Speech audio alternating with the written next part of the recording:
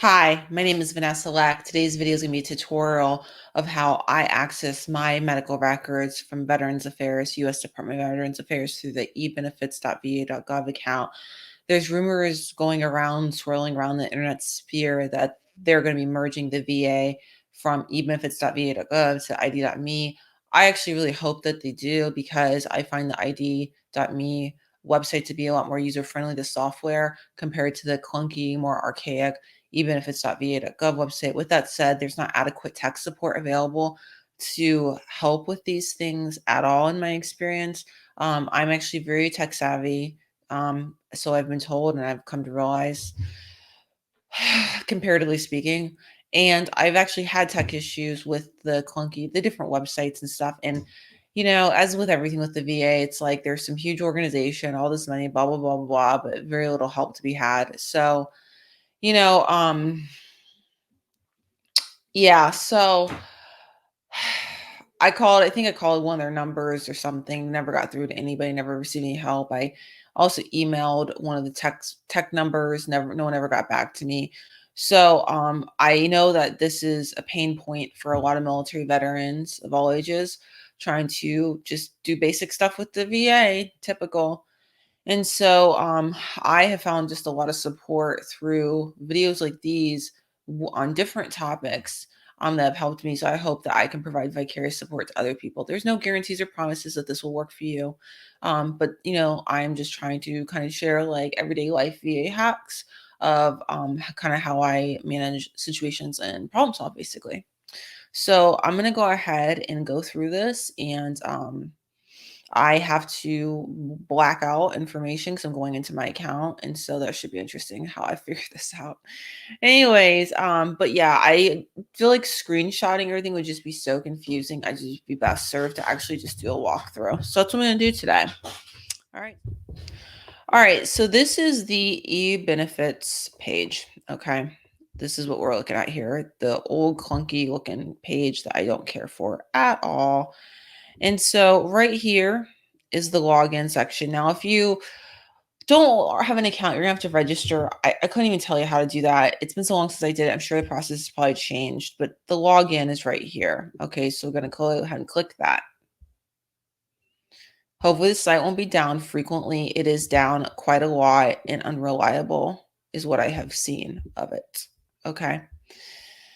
So when you read, this is like a whole bunch of stuff that, I'll be honest with you, I really don't read it. It's just like a bunch of government stuff. Because you have to check it and say you blah, blah, blah, consent, whatever, before they'll let you log in. There's a cat card option. So if you have one of these, you may be able to use that to log in, like if you're still on active duty in the military, for example. Um, God knows they make you change your password quite a lot. If you're not familiar, this is one of the pain points for veterans is that the password, it's not user friendly. Okay. And so even if you follow the prompts, my experience has been, other people's experiences have been that they've conveyed to me is they'll say that you're creating like dictionary words. This is not a joke, by the way. I'm not even trying to make this up. The machine will say, the computer will say that you are trying to create dictionary words, no dictionary words allowed. It's just like, wow, where did they even get this stuff from? I can't even make this stuff up. So that's a really big challenge to get through. It's been so frustrating for me in years past. I was just like, oh my God, I can't even, get through this. It's so awful. So yeah.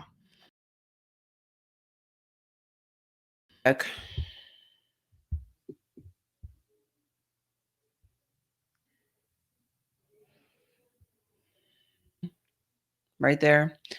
Then you're gonna go to the button healthcare right here. This is how I access it.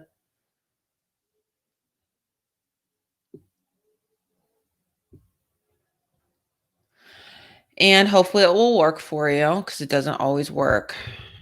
Health records, VA medical records. It says too, you have to have free premium access. I'm not even sure what that means, but I just think it means basically that you have information about yourself, I think is what it means. So the VA Blue Button report is how I get stuff done. I went to this once, didn't find it helpful. I haven't been here, but I think it's pretty self-explanatory what it says. says you can share info there. As soon as I click this button, is what I do. A whole bunch of stuff. Like, do you want 3 months? Do you want 6 months? Do you want to customize your dates here? So let's just say 3 months. All right. And just show you what that page looks like. And then you have a lot of different options here, like what type of information do you want? So you can pick whatever you want, but let's just say you just want the notes. Has some information there about that. And then from there, you're just gonna click submit. All right. And then you can like download the PDF or you can view it. So you're basically able to see your records, see what's in there. There's several like cover pages I've seen that I find useless for me personally. And then you can download the PDF. You can do a lot of different things with that. And it can be helpful. You can customize exactly how many pages you need to save, to print, to whatever. If you're receiving healthcare at the U.S. Department of Veterans Affairs, I urge anyone in that situation to be checking up on that medical record because you'd be amazed some of the stuff that you might find in there. Okay, I know I was. Not everybody likes veterans at the Veterans Affairs medical centers. Not everyone respects veterans at the Veterans Affairs medical centers. And that could very well end up showing up in your chart. Okay, it showed up in mine. So there is a process of getting this stuff amended if you find something in your chart that is not supposed to be there.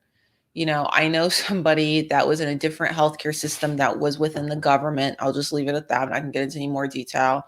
And someone else's medical record was inside their medical record. I wish I were kidding. I'm not even kidding.